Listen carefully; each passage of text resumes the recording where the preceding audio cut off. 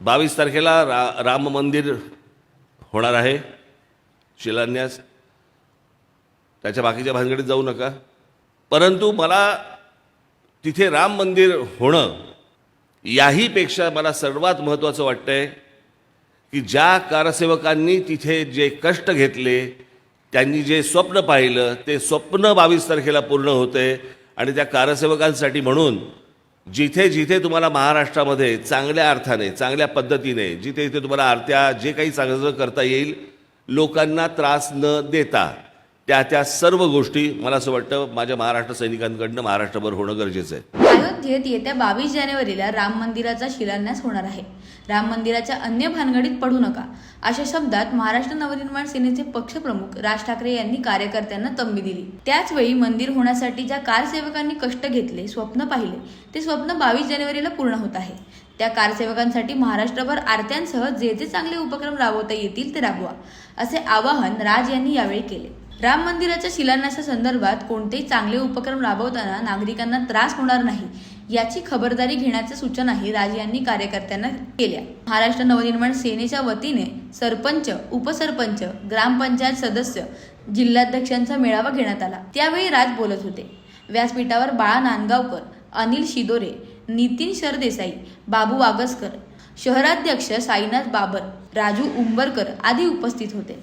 तुम्ही ज्या भागात राहता तेथील प्रश्न तुम्हाला माहीत आहेत. ते प्रश्न कसे सोडवायचे ते देखील तुम्हाला माहीत आहे. राजकारणाच्या पहिल्या टप्प्यावर तुम्ही पाऊल ठेवले आहे.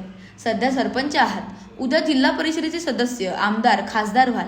म्हणजे आतापासून स्वप्न पाहू नका, अशा शब्दात राज ठाकरे यांनी ग्रामपंचायतीच्या पदाधिकाऱ्यांना कानपिचक्या दिल्या.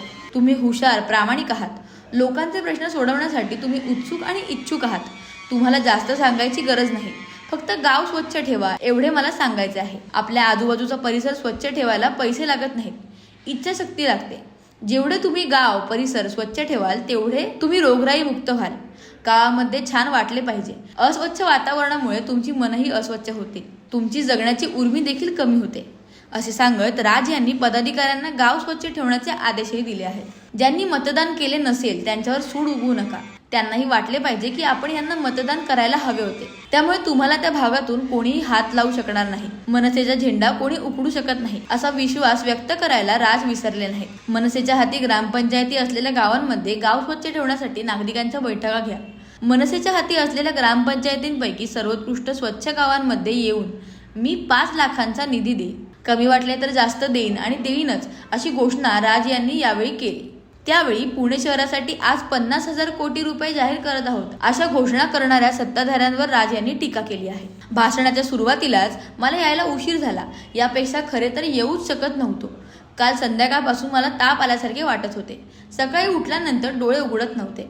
आताही अशक्तपणा अंगात आहे. पण तुम्ही इतके लांबून आला आहात, तुमचे दर्शन घेतल्याशिवाय मुंबईत परतणार नाही, म्हणून 5-10 मिनिटं तुमच्याशी बोलायला आलो आहे, असे सांगत राज यांनी आपण आजारी असल्याचे सांगून टाकले.